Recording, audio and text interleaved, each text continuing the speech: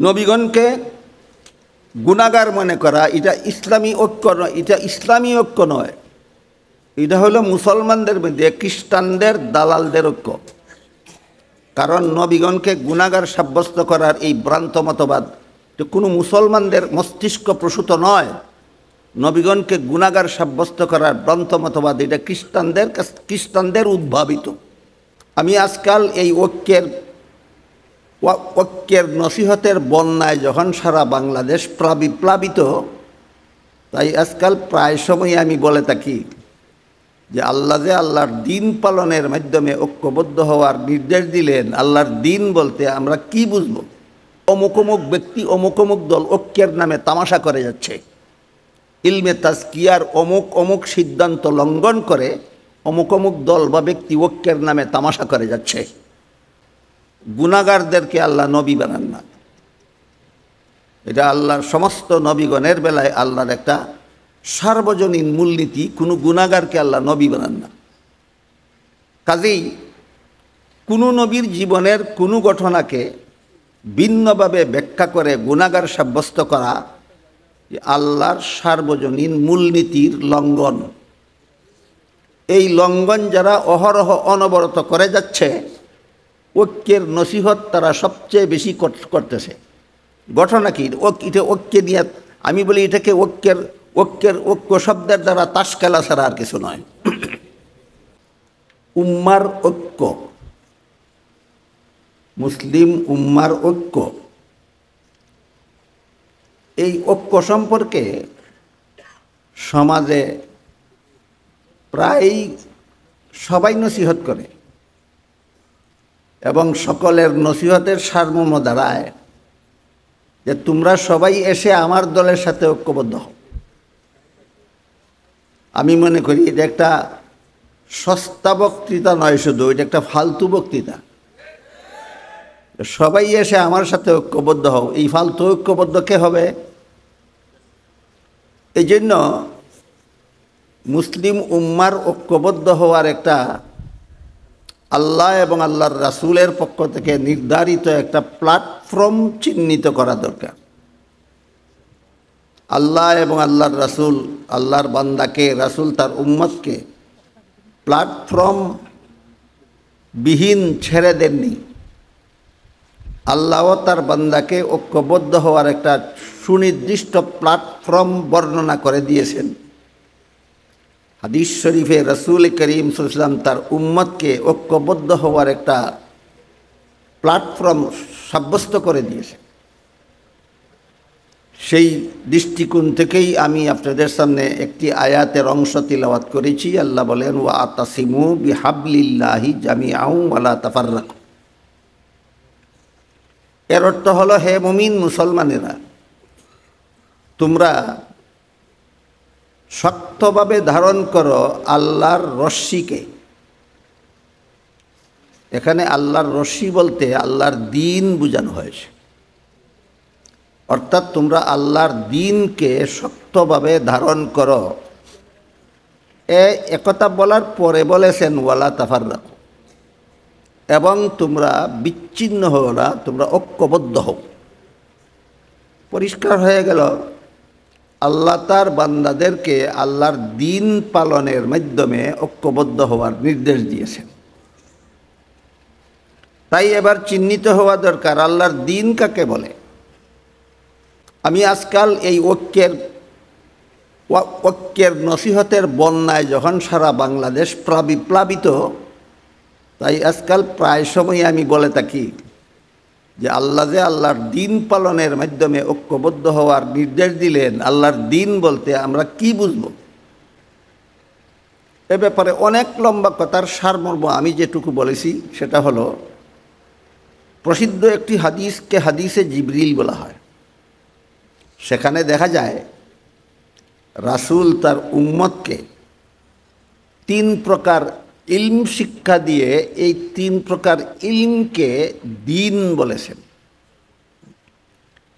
একটা ইলমের নাম হলো ইলমে আকাইদ, আর একটা ইলমের নাম ইলমে ফিকহ, আর একটা ইলমের নাম ইলমে তাজকিয়া। হাদিসের কোন অংশে কোন এই তিন এলিমের কোন কোন এলিম হাদিসের কোন কোন অংশে শিক্ষা দেওয়া হলো সেটা বিস্তারিতভাবে বলার মতো সময় যেমন আমার হাতে নাই, এই অনুষ্ঠানটাও এত বিস্তারিত সময় আমাকে দেওয়ার মতো নাই। তাই আমি খুব শর্টকাটে বলছি যে এই হাদিসে আল্লাহর রাসূল উম্মতকে তিনটা ইলম শিক্ষা দিয়েছেন: ইলমে আকাইদ, ইলমে ফিকহ, ইলমে তাজকিয়া। এবং শেষের দিকে বলেছেন এই তিনটা এলিম হলো আমাদের দিন। সুতরাং যদি মুসলিম উম্মাকে ঐক্যবদ্ধ হতে হয় তাহলে ইলমে আকাইদের সিদ্ধান্ত মেনে নিয়েই ঐক্যবদ্ধ হতে হবে। ইলমে আকাইদের সিদ্ধান্ত অমান্য করে ঐক্যের বুলি আওড়ানোটা জাতিকে নিয়ে তাস খেলার নামান্তর। ইলমে আকাইদের সিদ্ধান্ত মেনে নিয়েই ঐক্যবদ্ধ হতে হবে সত্যই যদি কোনো মুসলমানের ঐক্যবদ্ধ হওয়ার খায়েশ থাকে। ইলমে ফিকহের সিদ্ধান্ত মেনে নিয়েই মুসলমানদের ঐক্যবদ্ধ হতে হবে সত্যই যদি ঐক্যবদ্ধ হওয়ার ইচ্ছা থাকে। ইলমে তাজকিয়ার সিদ্ধান্তগুলি মেনে নিয়েই মুসলমানদের ঐক্যবদ্ধ হতে হবে সত্যই যদি ঐক্যবদ্ধ হওয়ার ইচ্ছা থাকে। আমার হাতেও সময় কম, আপনাদের অনুষ্ঠানেরও সময় কম, তা না হলে আমি প্রত্যেকটা এলিমের এক একটা উদাহরণ পেশ করে বলতাম যে ইলমে আকাইদের এই সিদ্ধান্ত আজকাল অমুক অমুক প্রত্যাখ্যান করে ঐক্যের দাওয়াত দিয়ে ঐক্যের নামে তামাশা করে যাচ্ছে। ইলমে ফিকহের অমুক অমুক সিদ্ধান্ত লঙ্ঘন করে অমুক অমুক ব্যক্তি অমুক অমুক দল ঐক্যের নামে তামাশা করে যাচ্ছে। ইলমে তাজকিয়ার অমুক অমুক সিদ্ধান্ত লঙ্ঘন করে অমুক অমুক দল বা ব্যক্তি ঐক্যের নামে তামাশা করে যাচ্ছে। এর মধ্যে শুধু আকাইদ সম্পর্কে একটি কথা বলি। আল্লাহ পাক রব্বুল আলামিন পবিত্র কোরআনের একাতে বলেছেন লা ইয়ানালু আহদিজ জালিমিন। এর মর্ম হলো গুনাহগারদেরকে আল্লাহ নবী বানান না। এটা আল্লাহর সমস্ত নবীগণের বেলায় আল্লাহর একটা সার্বজনীন মূলনীতি, কোনো গুনাহগারকে আল্লাহ নবী বানান না। কাজেই কোনো নবীর জীবনের কোনো ঘটনাকে ভিন্নভাবে ব্যাখ্যা করে গুনাহগার সাব্যস্ত করা আল্লাহর সার্বজনীন মূলনীতির লঙ্ঘন। এই লঙ্ঘন যারা অহরহ অনবরত করে যাচ্ছে ঐক্যের নসিহত তারা সবচেয়ে বেশি করতেছে। ঘটনা কি? এটা ঐক্য নিয়ে আমি বলি এটাকে ঐক্য শব্দের দ্বারা তাস খেলা ছাড়া আর কিছু নয়। নবীগণকে গুনাহগার মনে করা এটা ইসলামী ঐক্য নয়, এটা ইসলামী ঐক্য নয়, এটা হলো মুসলমানদের মধ্যে খ্রিস্টানদের দালালদের ঐক্য। কারণ নবীগণকে গুনাহগার সাব্যস্ত করার এই ভ্রান্ত মতবাদ তো কোনো মুসলমানদের মস্তিষ্ক প্রসূত নয়। নবীগণকে গুনাহগার সাব্যস্ত করার ভ্রান্ত মতবাদ এটা খ্রিস্টানদের উদ্ভাবিত। খ্রিস্টানদের লিখিত একটা বইয়ের নাম আছে কোরআনের আলোকে বেহেশতে যাওয়ার পথ। সেই বইয়ে খ্রিস্টান মিশনারি বাংলাদেশের পক্ষ থেকে বইটা প্রকাশ করা হয়েছে। সেই বইয়ে তারা লিখেছে প্রথম নবী আদম প্রথম পাপিষ্ট। কি ছিল আদমের পাপ? জান্নাতে নিষিদ্ধ গাছের ফল খাওয়া ছিল আদমের পাপ। আর সেই পাপিষ্ট আদমের বংশে যত মানুষ জন্মগ্রহণ করেছে, যত নবী জন্মগ্রহণ করেছে, সব জন্মগত পাপিষ্ট। অন্যান্য নবীদের কি ছিল পাপ? পাপিষ্ট আদমের বংশের জন্ম হওয়াটাই ছিল তাদের পাপ। তারপরে লিখেছে সেই বইয়ে শেষ পর্যন্ত আল্লাহ একজন নবীকে নিষ্পাপ বানাবার জন্য আর পাপিষ্ট আদমের বংশে জন্ম না দিয়ে আল্লাহ নিজের ঔরসে জন্ম দিলেন। তিনি হলেন হযরত ঈসা আলাইহিস সালাম। ঈসা আলাইহিস সালাম আদমের বংশে জন্ম না হয়ে আল্লাহর ঔরসে জন্ম হওয়ার কারণে নিষ্পাপ, আর বাকি সমস্ত নবীগণ পাপিষ্ট। রেফারেন্সটা বুঝে থাকলে বলুন তো, নবীগণকে গুনাহগার বা পাপিষ্ট সাব্যস্ত করা কি আসলেই ইসলামী ঐক্যের ফাউন্ডেশন না খ্রিস্টানদের দালালির ফাউন্ডেশন?